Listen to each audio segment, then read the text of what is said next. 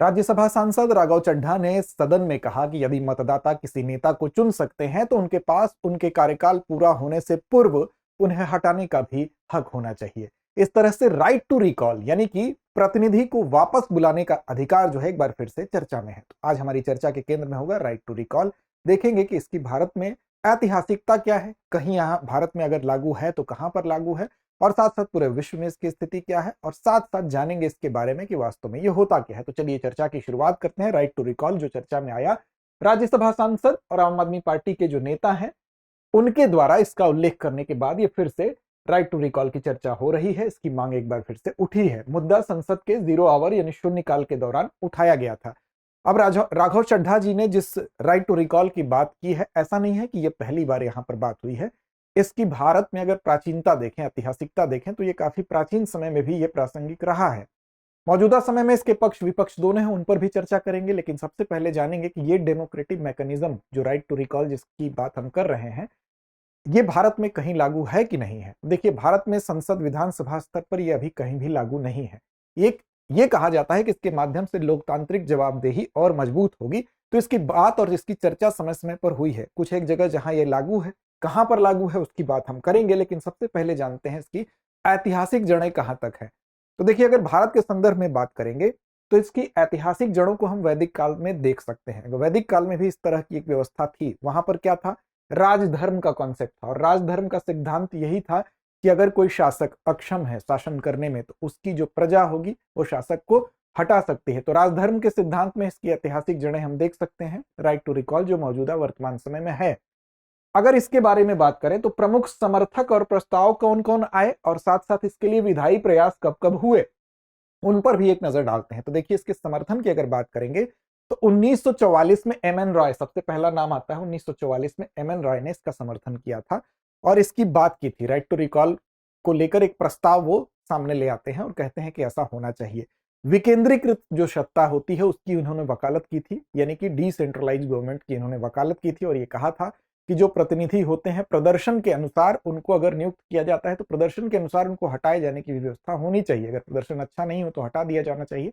हालांकि यह प्रस्ताव स्वीकार नहीं किया गया। संविधान सभा में जिस दौरान बहस चल रही थी उस दौरान भी, बहस के कार्य के समय में भी इसकी चर्चा हुई, राइट टू रिकॉल की चर्चा हुई, लेकिन बी.आर. अम्बेडकर ने ही वहां पर विरोध कर दिया था।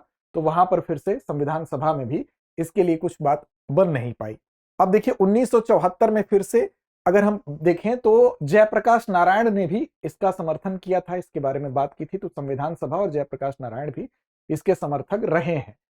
विधायी प्रयास कब कब हुए, तो विधायी प्रयास की अगर बात की जाए तो देखिए, एक विधायी प्रयास तो हुआ सी.के. चंद्रप्पन ने 1974 में किया था, और इसमें आरटीआर यानी कि राइट टू रिकॉल के संबंध में एक संविधान संशोधन विधेयक जो है इन्होंने प्रस्तुत किया था। अटल बिहारी वाजपेयी जी उस समय उन्होंने इसका समर्थन भी किया था। हालांकि यह पारित नहीं हो सका।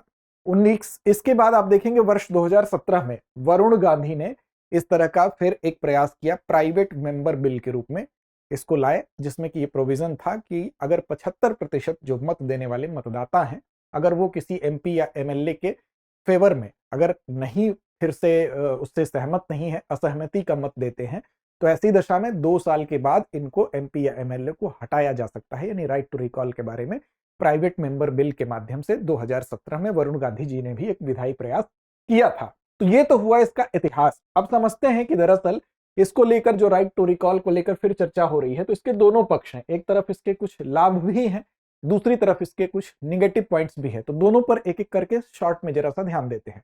देखिए, इसमें अगर फायदे की बात की जाए तो एक तो यह है कि जवाबदेही और पारदर्शिता ये दोनों ही और बेहतर होगी। यानी कि जो भी हमारे राजनेता चुन के हम भेजते हैं तो उनकी जवाबदेही बढ़ेगी जनता के प्रति, क्योंकि प्रतिनिधियों के प्रति जवाबदेही जो है वो जब बढ़ेगी तो भ्रष्टाचार पे रोकथाम लगेगी और साथ साथ ईमानदार राजनीति को बढ़ावा मिलेगा। दूसरी बात की शासन में भी सुधार होगा, क्योंकि शासन में दक्षता बढ़ेगी। अगर कोई खराब प्रदर्शन कर रहा है, लगातार हर बार चुनाव जीत के जाता है, वादे कुछ और करता है, काम बिल्कुल नहीं होता, तो उस पर एक दबाव रहेगा कि उसको वापस बुलाया जा सकता है।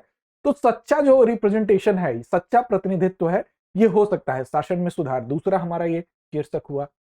तीसरा यह है कि नागरिक सशक्तिकरण। इसका मतलब कि जनता मत देके अपने मत के माध्यम से शक्ति का प्रयोग करके वो चुनती है अपने नेता को। तो राजनीतिक भागीदारी में जब वो सिर्फ चुन के भेजने तक ही उसकी राजनीतिक भागीदारी सीमित नहीं रहेगी, बल्कि अगर बेहतर काम नहीं करेगा राजनेता तो उसको वापस बुलाने का अधिकार अगर होगा तो किसके शक्ति में वृद्धि होगी? जाहिर तौर पर जो नागरिक है उसकी शक्ति में वृद्धि होगी। तो नागरिक सशक्तिकरण बेहतर होगा और सक्रिय शासन भागीदारी होगी, मतदाताओं को और ज्यादा एम्पावर्ड हम कह सकते हैं इसके माध्यम से किया जाएगा। चुनावी वादे, आप जानते हैं कि जब चुनाव आते हैं तो बड़े बड़े वादे किए जाते हैं, फिर उस कार्यकाल के बाद वो वादे अगर कार्य रूप में नहीं दिखते हैं, अगर जनता असंतुष्ट है तो उसके पास ये राइट होगा कि वो वादों की पूर्ति सुनिश्चित नहीं होने पर, झूठे या लोक लुभावन वादे पर, वो उसके पास ये पावर होगा कि वो अपने चुने हुए राजनेता को वापस बुला सकती है। किसका प्रयोग करके? राइट टू रिकॉल का प्रयोग करके, यानी कि अपने प्रतिनिधियों को वापस बुलाने के अधिकार का प्रयोग करके। अब ये तो हुई पक्ष की बातें, लेकिन बहुत सी ऐसी बातें हैं जो कि इसके अगेंस्ट भी हैं, दूसरा पक्ष भी है। तो दूसरे पक्ष में देखिए क्या क्या हो सकता है। दूसरे पक्ष में ये हो सकता है कि इसके एक तो दुरुपयोग की संभावना है, यानी कि लोग दुर्भावना से प्रेरित होकर इसका दुरुपयोग कर सकते हैं। साथ साथ जो राजनीतिक अस्थिरता है वो बढ़ सकती है। अगर बार बार किसी को चुन के भेजा गया, लोग जुगलबंदी करके और इसका शक्ति का प्रयोग करते हैं तो वो एक पॉलिटिकल स्टेबिलिटी की कंडीशन नहीं रहेगी, राजनीतिक रूप से अस्थिरता होगी।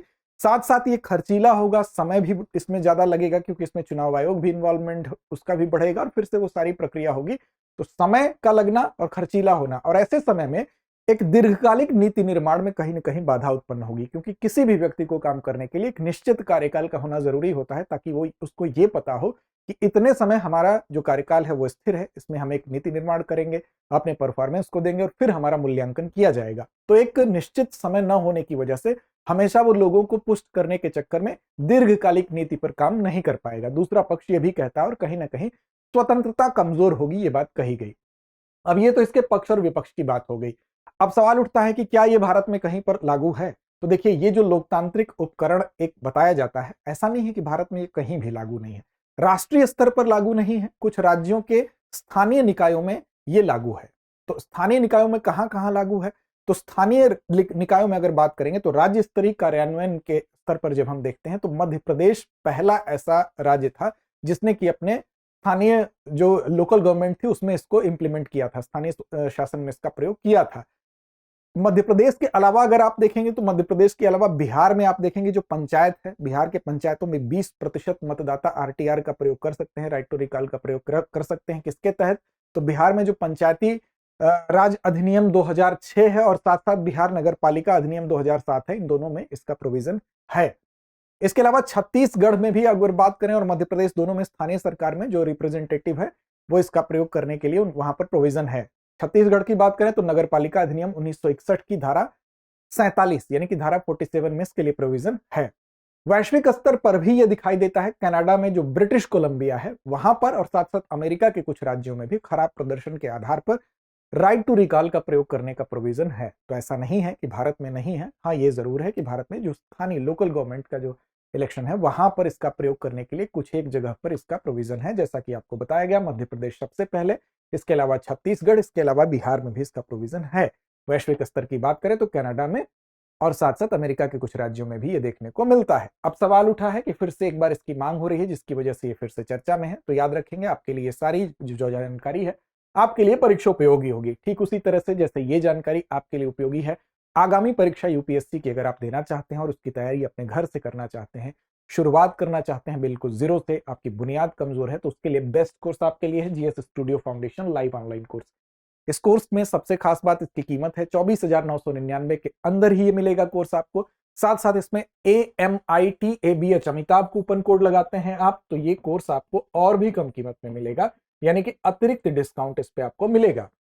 ये कोर्स आपको क्यों लेना चाहिए? तो देखिए, 2027, 28, 29 में अगर तैयारी आपको करनी है, बिल्कुल जीरो से शुरुआत करनी है, तो बिल्कुल प्रीलिम्स से लेकर मेंस तक का जो पूरा का पूरा सिलेबस है आपका 14 महीने में इस कोर्स के माध्यम से कवर किया जाएगा। घर बैठे आपकी तैयारी होगी। साथ साथ इसमें करंट अफेयर्स के जो मजबूत पोर्शन आपका होना चाहिए उसकी तैयारी, 2 साल के करंट अफेयर्स को आपको ठीक से कवर किया जाएगा। क्लास का एक्सेस तो मिलेगा ही, साथ साथ आपको प्रिंटेड मटेरियल मिलेंगे। समय समय पर 18 क्लास टेस्ट के माध्यम से आपकी तैयारी को मापने का एक पैमाना भी है, तो उससे आप अपने आप को देख पाएंगे आप कितना बेहतर कर पा रहे हैं। और 18 महीने इसकी वैलिडिटी भी है। साथ साथ इस कोर्स को अगर हम बात करें कि किस किस माध्यम में उपलब्ध है, तो हिंदी में भी है, इंग्लिश में भी और इंग्लिश में भी है, तो जिसमें आप सुटेबल लगे आप ले सकते हैं इसमें। अच्छा, दूसरी बात यह है कि जब आप ऑफलाइन बैच में एडमिशन लेने आते हैं तो वहां पर ये पूरी की पूरी फीस आपकी क्या होगी? एडजस्ट हो जाएगी। तो एक तरह से ये निःशुल्क भी हो जाएगा तब आपके लिए, तो इस तरह से दोहरा लाभ है। तो अमिताभ कूपन कोड अप्लाई करिए, आप दृष्टि लर्निंग ऐप को डाउनलोड करिए, वहां पर जब बाई पर जाएंगे ऑप्शन पर तो ये कोड आपको लगाना होगा अतिरिक्त डिस्काउंट के लिए। डिस्क्रिप्शन में लिंक भी होगा, वहां से भी आप जा सकते हैं। चलिए अब अभ्यास प्रश्न पर आते हैं। अभ्यास प्रश्न आपके जिम्मे छोड़ते हैं। राइट टू रिकॉल की अवधारणा किस लोकतांत्रिक सिद्धांत को मजबूत करती है? विकल्प आपके सामने है, प्रत्यक्ष लोकतंत्र, निरंकुश शासन, राजतंत्र या एक दलीय प्रणाली। तो इस प्रश्न का जवाब दीजिए। चैनल को सब्सक्राइब नहीं किया तो कर लीजिए, जिससे हमारे हर अपडेट्स आप तक आसानी से पहुंच सकें। साथ साथ टेलीग्राम चैनल पर भी हम उपलब्ध हैं, दृष्टि आईएएस यूट्यूब नाम से, वहां भी जुड़िए ताकि इस कार्यक्रम के लिंक आप तक पहुंच सके। तो लड़ते रहिए, अपने लक्ष्य की ओर बढ़ते रहिए।